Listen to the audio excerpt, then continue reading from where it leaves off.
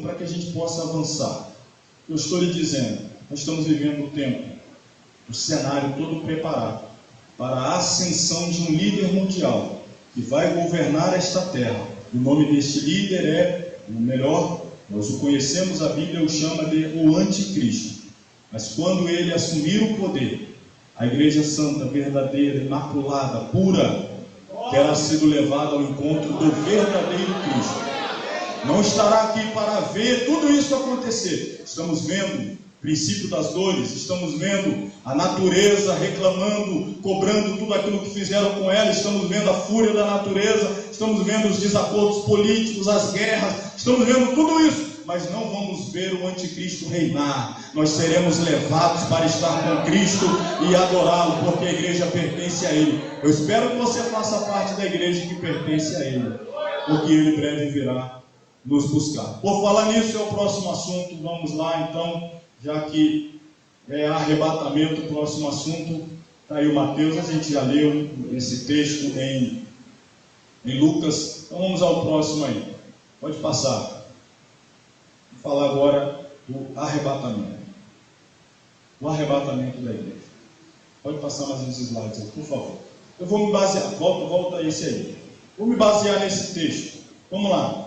Você conseguir ler ali bem. Se não, está o texto na primeira epístola aos Tessalonicenses. Capítulo de número 4.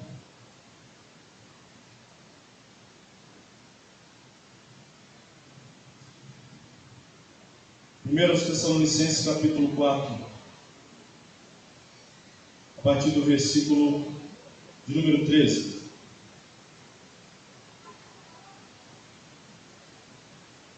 Apesar de que aqui está a partir do 16, vamos ler a partir do 16. Porque o mesmo Senhor descerá do céu, com alarido, com voz de arcanjo e com a trombeta de Deus. Os que morreram em Cristo ressuscitarão primeiro. Depois nós, olha a convicção do apóstolo, nós, os que ficarmos vivos, seremos arrebatados, juntamente com eles nas nuvens, a encontrar o Senhor nos ares. E assim estaremos sempre com o Senhor. Eu gostaria de frisar esta expressão final do versículo 17.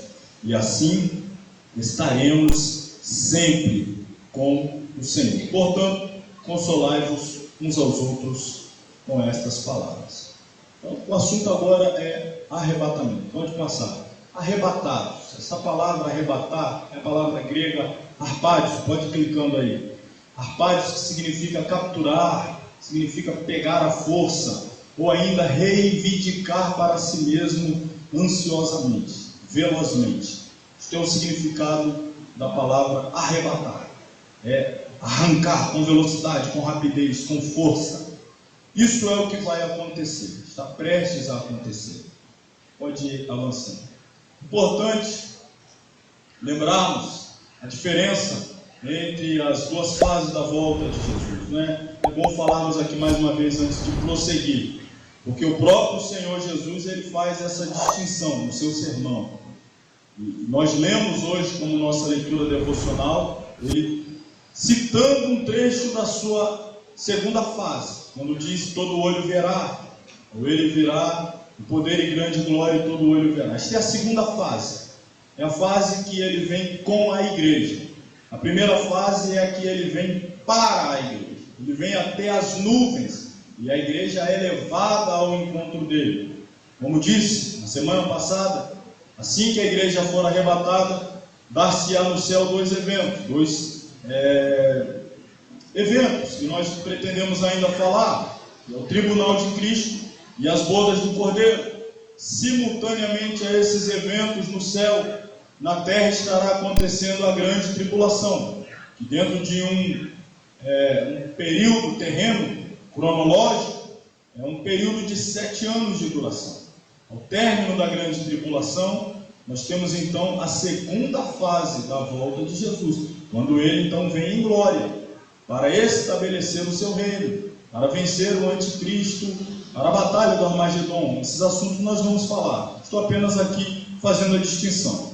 Não podemos, em hipótese alguma, confundir o arrebatamento da igreja com a manifestação de Jesus para o estabelecimento do seu reino milenial na terra.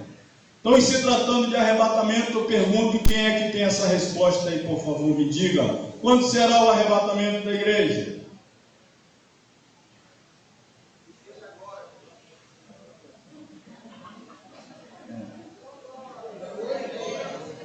É o próximo evento. Por ser o próximo evento, pode avançar aí, significa dizer que pode acontecer a qualquer momento. Por isso, esta doutrina que ali está chamada de iminência, que é algo iminente, não eminente. Iminente é quando você trata uma pessoa de forma distinta.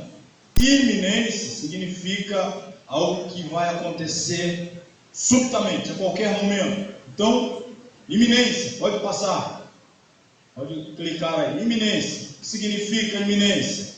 Significa que Cristo pode voltar a qualquer instante, ou seja, o arrebatamento é o próximo evento no cronograma profético de Deus.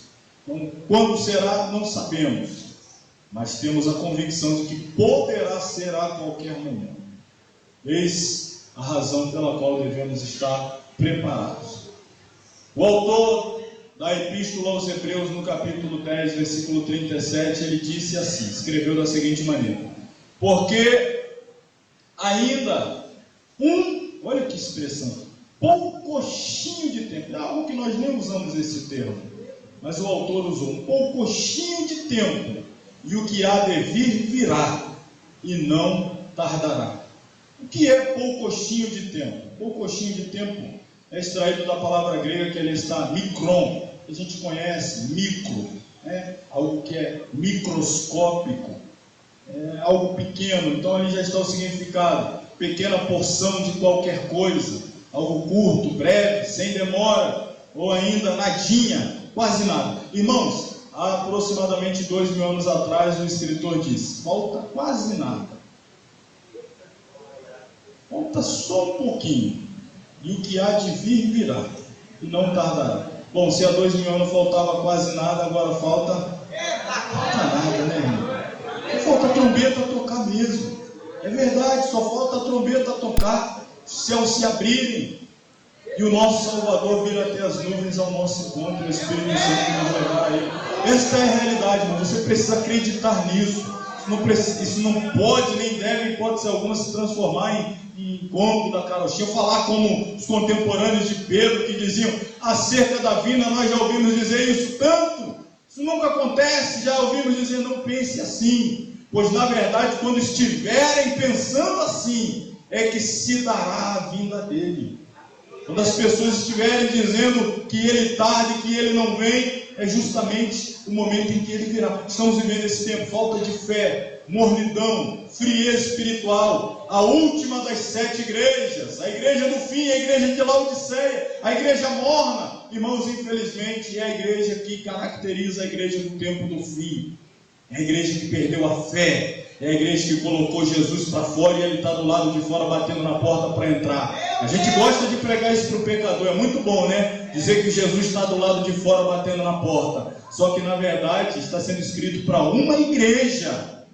Foi a igreja que colocou Jesus para fora. Essa é a igreja do tempo do fim, é a igreja do arrebatamento. Mais uma vez repito, quando digo isso, digo em linhas gerais. Deus sempre tem os seus remanescentes. Deus sempre tem o grupo dos remanescentes que mantém-se fiel em todo o tempo. E os remanescentes estão reunidos aqui hoje, né? Desejando o arrebatamento. Aleluia. Eu faço parte do grupo, irmão. Luto para permanecer no grupo dos remanescentes. No momento, diz Paulo, num abrir e fechar de olhos, ante a última trombeta, porque a trombeta soará, os mortos ressuscitarão incorruptíveis e nós seremos transformados.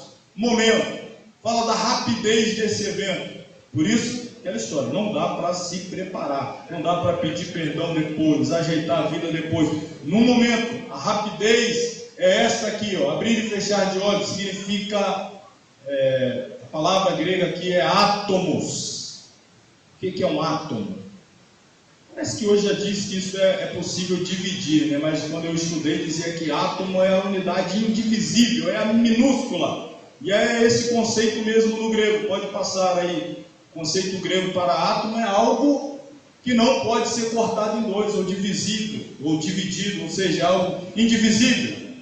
Então, quando a gente pega o tempo, a gente vai dividindo o tempo em dias, os dias em horas, as horas em minutos, minutos em segundo, e aí vai centésimo, milésimo, milionésimo de segundo, aí você vai chegar na unidade que não é mais possível dividir. É a velocidade que se dará o arrebatamento. Não tem como calcular.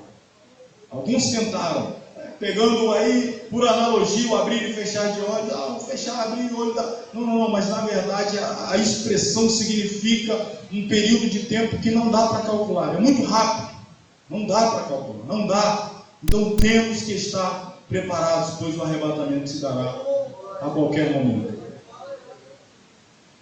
Aqui está o aconselhamento, então, desta forma, o arrebatamento da igreja será tão veloz e súbito que a duração de tempo em que ocorrer não pode humanamente ser calculada. Vamos lá? Essa pergunta é boa, né? Ela sempre enseja aí um cuidado na hora de responder. Deixa eu passar aqui. Jesus sabe quando vai voltar? Bom, vamos fazer uma exegese. Muitos irmãos já sabem a resposta aqui, mas nós precisamos entender que quando Jesus se fez homem, ele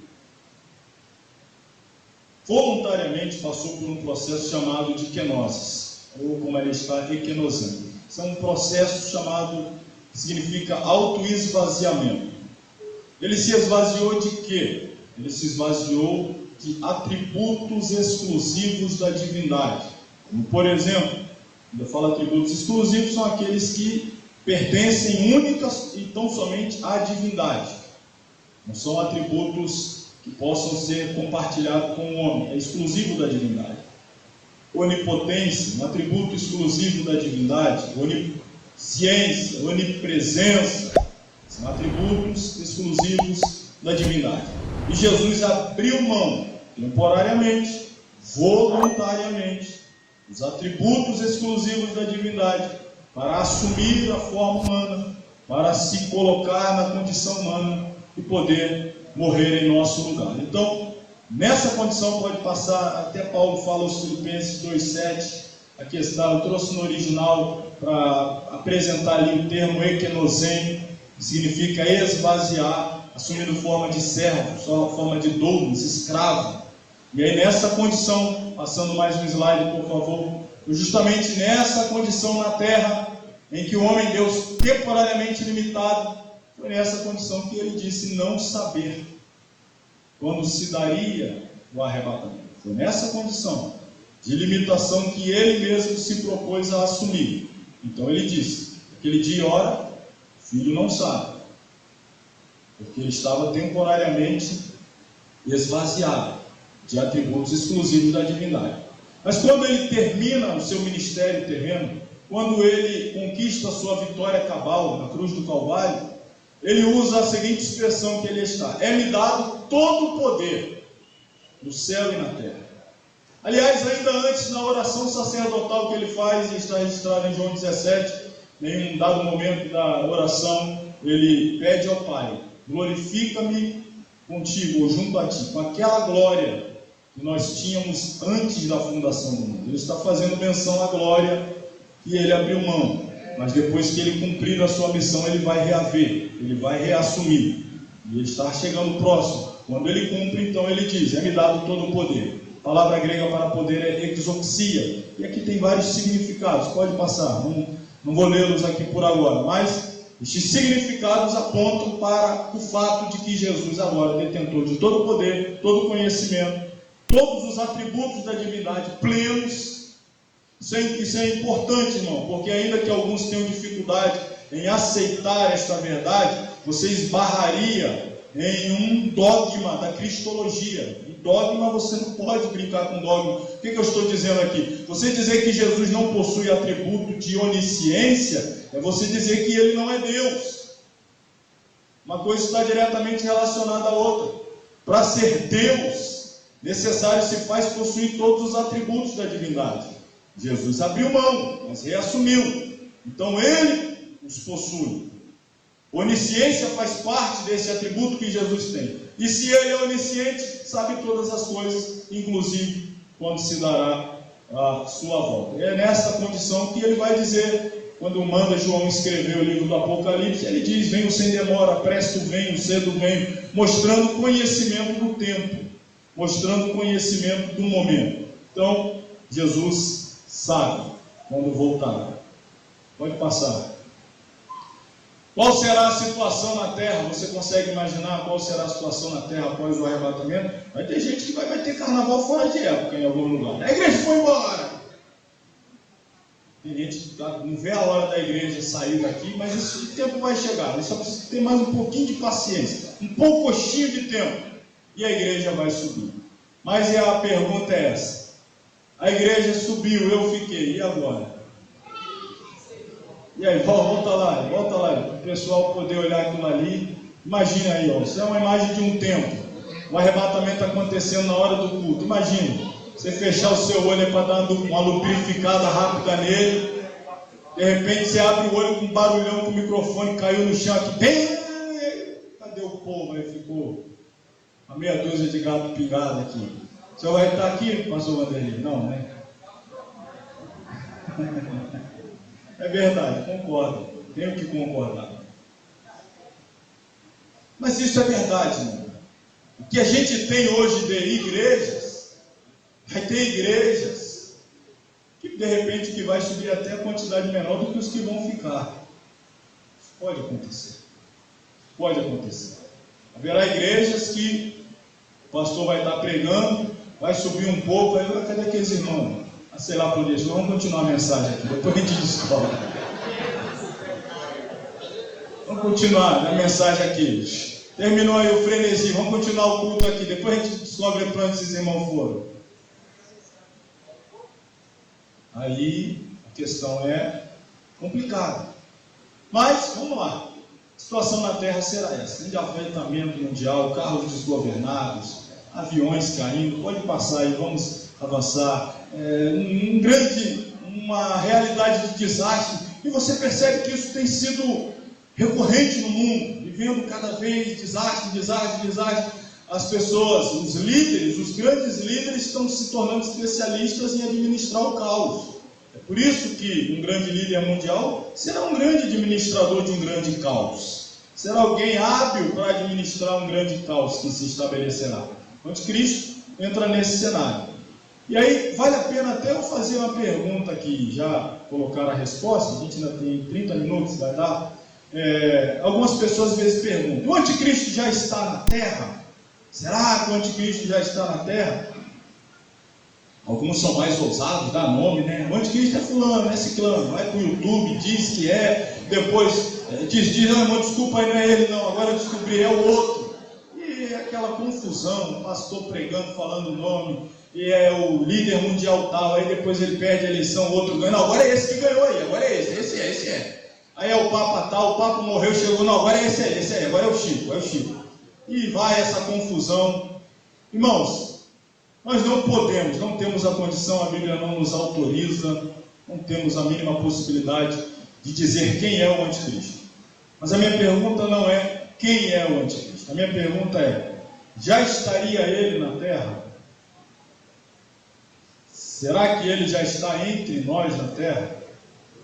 Eu estou provocando os seus pensamentos, eu estou provocando o seu raciocínio, porque você caminhe comigo agora nessa linha de raciocínio que eu estou aqui traçando. Quantos acreditam que o arrebatamento vai acontecer a qualquer momento? Então você tem que acreditar que o anticristo já está na Terra. Não pode acreditar em uma coisa e não acreditar na outra. Ou você acha que a igreja vai ser arrebatada e o anticristo vai nascer e vai governar com 3, 4 anos de idade? E aí com 7 ele já está lutando contra Jesus na batalha do Armagedon. É o período da grande tribulação. Então, se eu acredito que o arrebatamento se dará a qualquer momento, eu tenho que acreditar que o anticristo já está na Terra.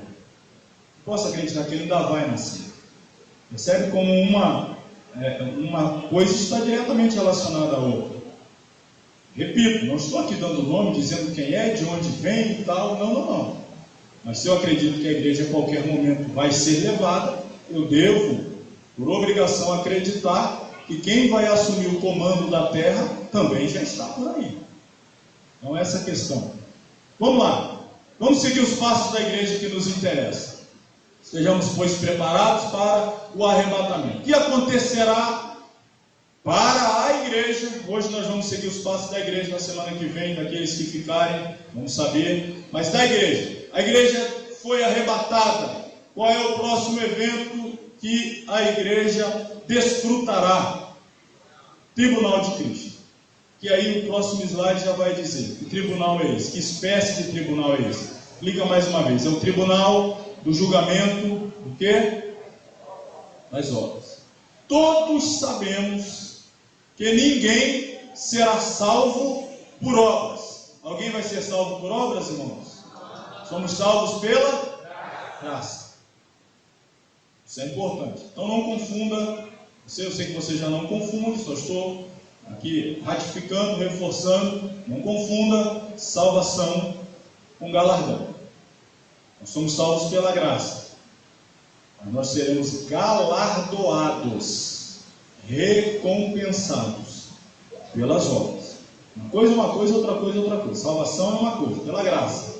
Agora, vai ser julgado as nossas obras, não para ter direito à salvação. Somos salvos pela graça. Agora é para ter direito aos galardões. O tipo de galardão, o tipo de recompensa, que nível. Então esse tribunal tem essa finalidade. Logo, esse tribunal é um tribunal de salvos. Os que comparecerem nesse tribunal foram arrebatados. Pronto, basta dizer isso, foram arrebatados. Para comparecer a esse tribunal terá que ter sido arrebatado. Ninguém vai comparecer ao tribunal de Cristo sem ter sido arrebatado. Se foi arrebatado, implica dizer salvo. E agora é o momento de julgar as obras. Pode passar aí os slides. Então, Paulo diz assim, escrevendo a uma igreja, uma epístola eclesiológica. Ele diz àquela igreja: porque todos, está falando da igreja, devemos comparecer ante o tribunal de Cristo. Para quê? Para que cada um receba, segundo o que tiver feito por meio do corpo, ou bem ou mal. Então, o tribunal para receber o que fez, ou seja, recompensas, galardões. Ainda, na sequência, as perguntas. Quando e onde se dará esse julgamento? Jesus disse assim: eis que cedo venho, e o meu galardão está comigo, para dar a cada um segundo a sua obra. Então ele diz que ele vem e o galardão já vem com ele. Então entendemos, pode passar mais um, entendemos aqui, que o tribunal se estabelecerá nos ares onde o Senhor se encontrará com a sua igreja. Em algum lugar, claro, sem poder aqui precisar em que lugar, entre o primeiro céu, o segundo e o terceiro céu, mas o tribunal se dará ali. Pode passar. Galardão. O que é galardão? A palavra grega para galardão é a palavra mistios. Pode continuar passando. A palavra mistios, que significa recompensa. Quando se fala em galardão, muitos pensam em coroa, levam a literalidade. A coroa. E aí imagina, não, um vai receber a coroa pequena, outra a coroa grande, então da coroa pequena a cabeça pequena, da coroa grande a cabeça grande. Não, eu vou ganhar a coroa da vida, a coroa da justiça, e a coroa vai empilhar uma sobre a outra. Não sei como é que se dá isso. Enfim, eu entendo como literal as coroas. Eu não entendo como literal as coroas. O termo grego para galardão é recompensa. É o valor pago pelo trabalho. Pode significar salário, pagamento, recompensa. De que forma se dará essa recompensa, irmãos? A Bíblia não nos detalha. Tudo que se trilha por essa linha aqui é meramente especulativo. De maneira que você pode crer de uma forma ou de outra e não há nenhum conflito dessa maneira. Eu acredito tratar-se de posições no reino milenial de Cristo. Eu acredito tratar-se de posições no reino milenial. Você não é obrigado a acreditar dessa forma, não. A Bíblia não diz de forma clara como será. Não estou dizendo como eu penso, você pode pensar diferente, e pode ocorrer de você estar certo ou errado, e a gente vai no céu descobrir isso melhor. Então fique claro isso aqui, sem muito rodeio. Então, galardão não é salvação, pode passar isso, a gente já bateu nessa tecla. As escrituras afirmam, que a salvação é pela graça, e os galardões já, eles são pelas obras, serviço fiel. Mais um, quais são os critérios a serem utilizados nesse tribunal para se conferir? Aliás, deixa eu já acrescentar aqui, se conferir ou não, porque haverão quem não receberá galardão.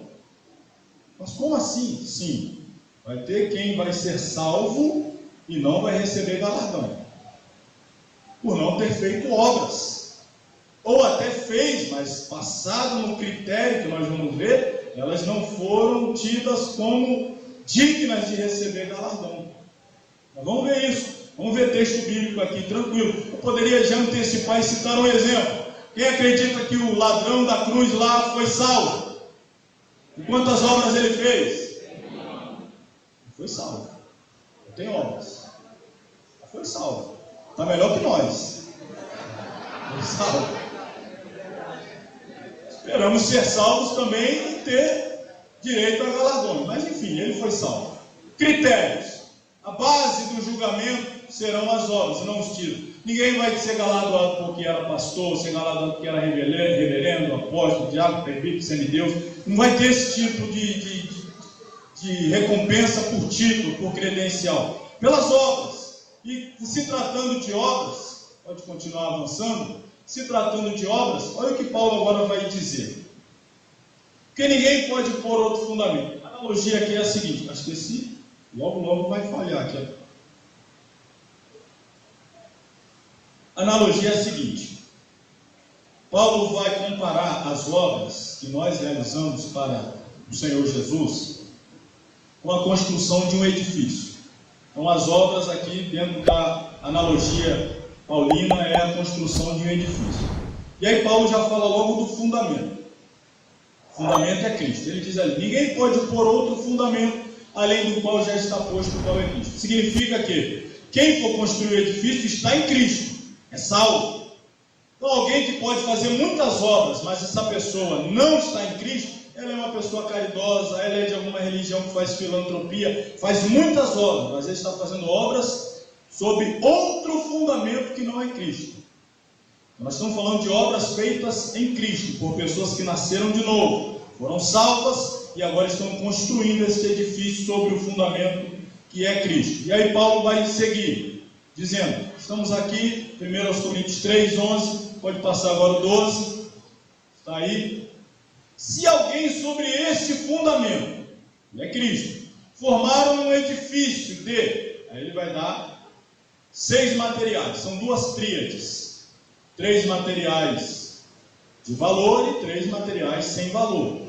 Então ele diz assim, se alguém formar um edifício, exemplo, de ouro, alguém fizer um edifício de prata, outro de pedra preciosa, ou quem sabe levantar um edifício de madeira, ou palha, ou feno, pela ordem ali, feno ou palha, na sequência ele diz assim, vai passar aí, a obra de cada um vai fazer o quê? Vai se manifestar. Na verdade, o dia, esse dia aqui é o dia do tribunal de Cristo, declarará, porque pelo fogo será descoberto, e o fogo provará qual seja a obra de cada um. Então a obra de cada um vai passar pelo crivo do fogo. Se a obra que alguém edificou nessa parte permanecer, a pessoa vai acontecer o quê? Receberá? Então, passou pelo fogo, permaneceu, recebe galardão. E aí, Paulo vai dizer na sequência, se a obra de alguém se queimar, sofrerá detrimento, perdeu.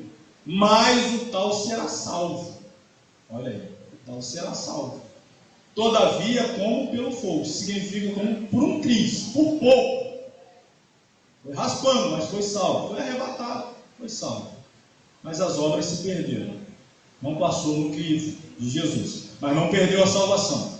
Aí eu bato sempre naquela tecla da famosa peça, mostra-me as tuas mãos, né? Todo mundo conhece, aonde vem lá, Jesus vem e começa a chamar, fulano, mostra-me as tuas mãos, aí o fulano mostra, aí as obras são aprovadas e o fulano é convidado a entrar. Já percebe que a peça está dizendo que a salvação é por obra. Fulano apresenta a obra, tem direito a entrar. Aí vem o outro, mostra as obras, é aprovado, tem direito a entrar. Aí tem um lá que é chamado e consegue se esconder de Jesus no meio daquela confusão lá. E Jesus chama a segunda vez, mais bravo, na terceira ele grita, aí o fulano já vem pelo corredor se justificando, se explicando e não sei mais o que. Aí Jesus reprova a obra do cidadão, demônios entram no ambiente, desarrebata, é isso que fala? Nem sei se existe isso.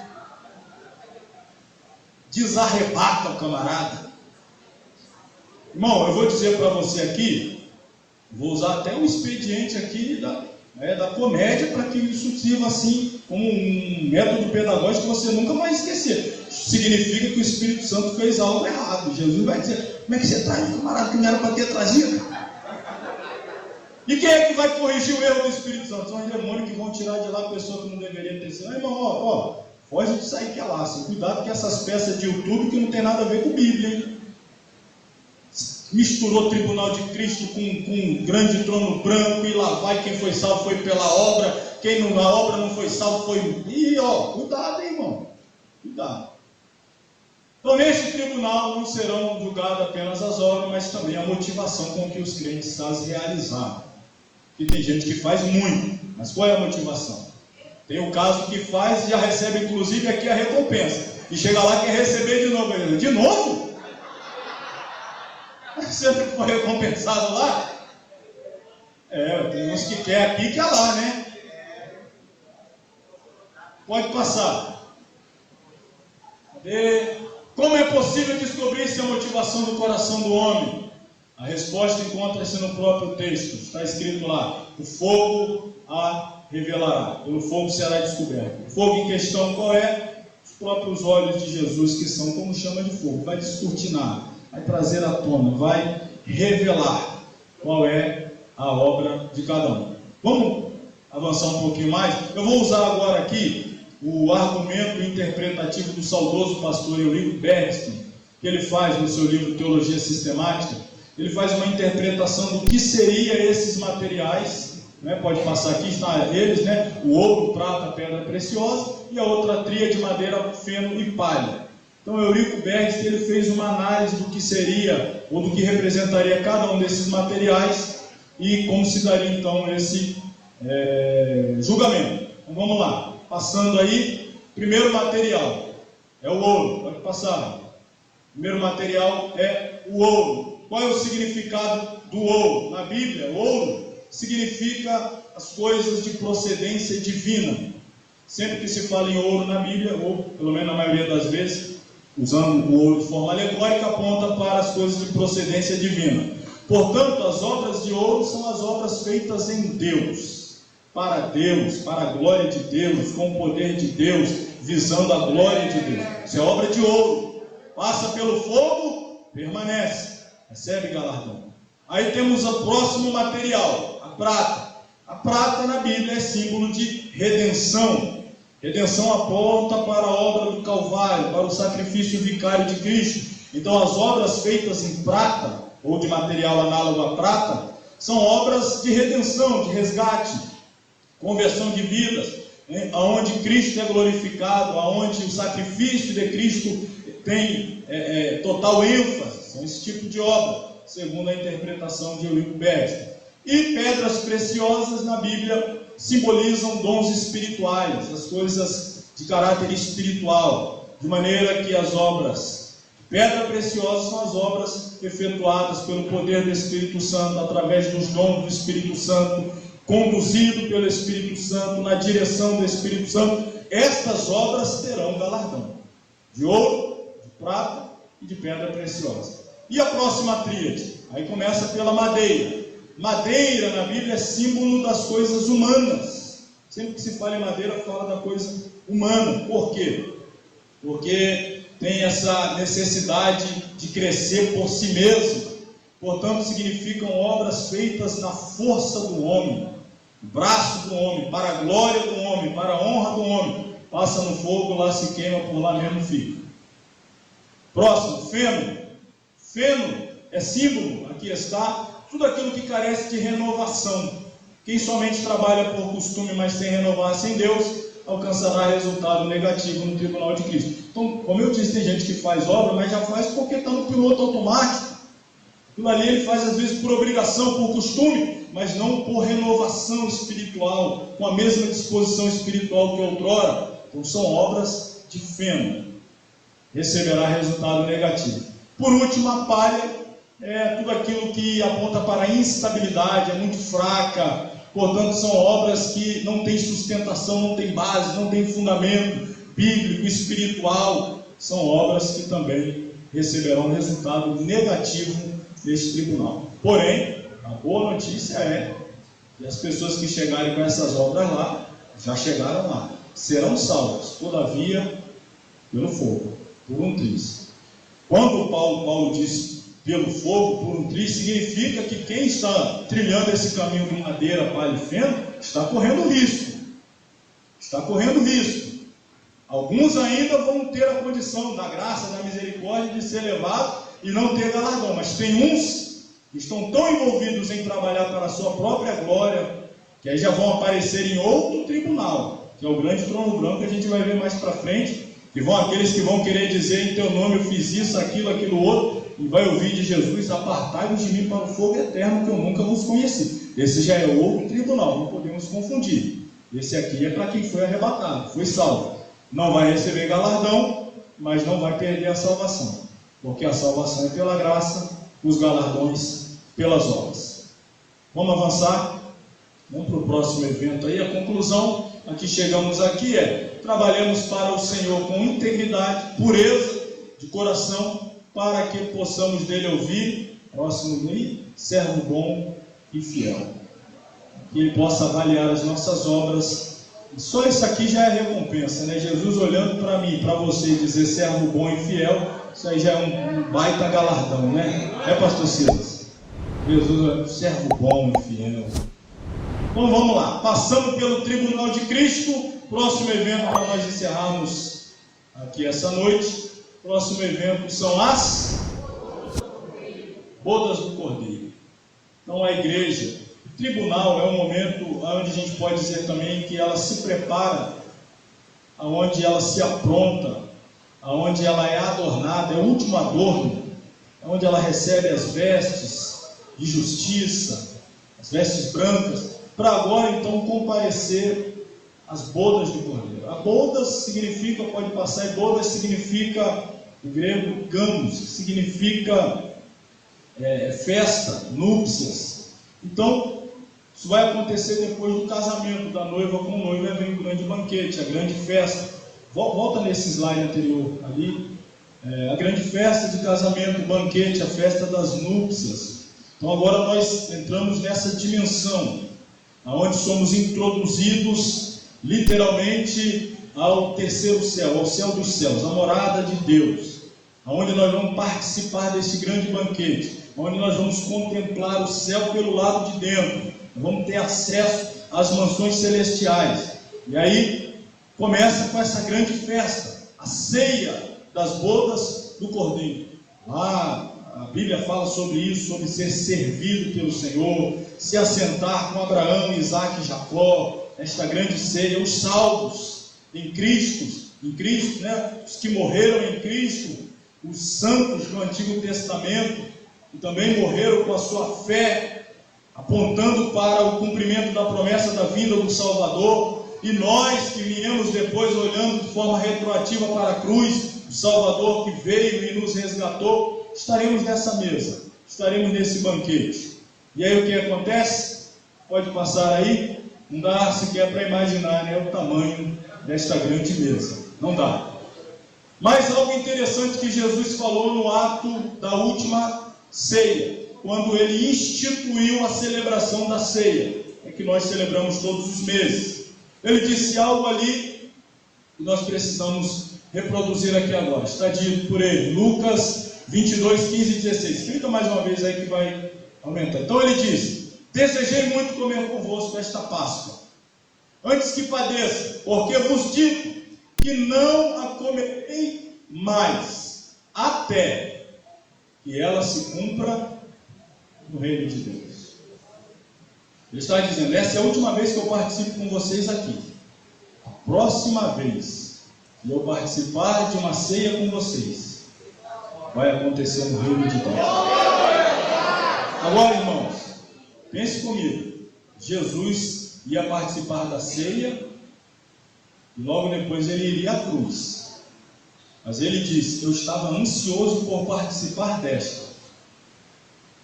Vou usar a expressão assim, claro que talvez não se aplicaria ao divino, mas apenas por analogia desta expressão que ele disse quando na terra. Não estaria ele ansioso por participar conosco da próxima? Aí a questão é: e você está ansioso por participar desta ceia com ele? Ele disse: eu desejei muito participar desta, para depois ir à cruz.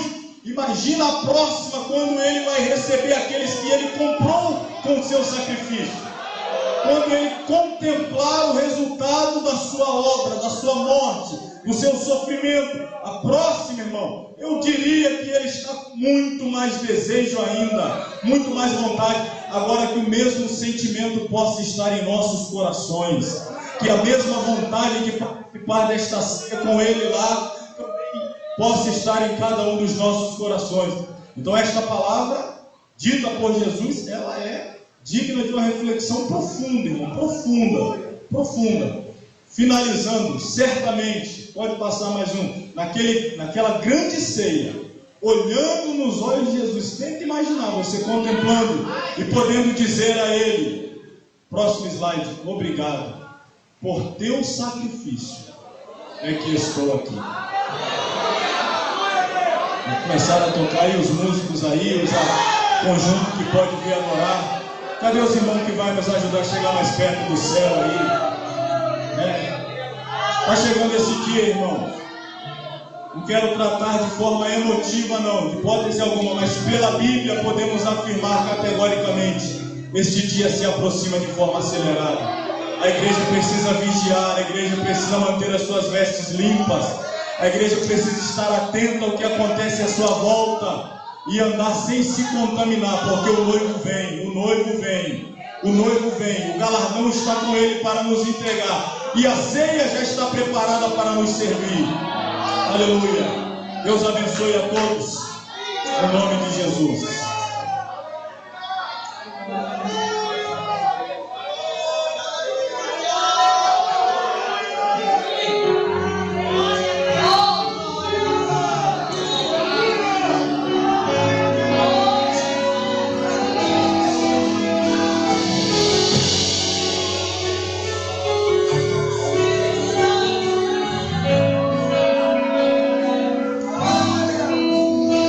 Eu não vou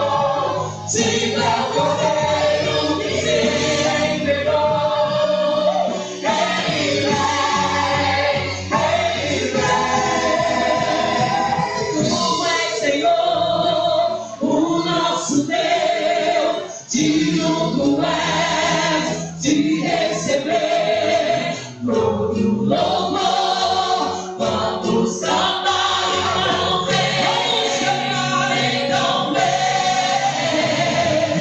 Tu és Senhor, o nosso Deus, digno tu és de receber todo louvor. Vamos cantar então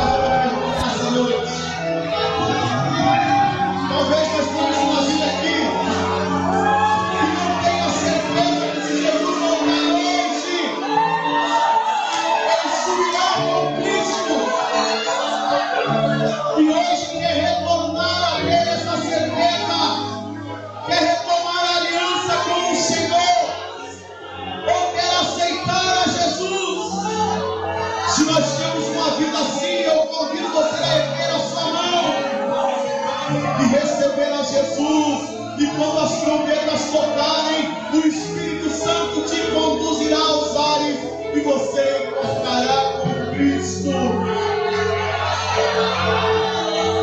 Nós temos uma vida. Se nós temos, eu te convido a levantar a sua mão. Louve, louve. Tu és Senhor.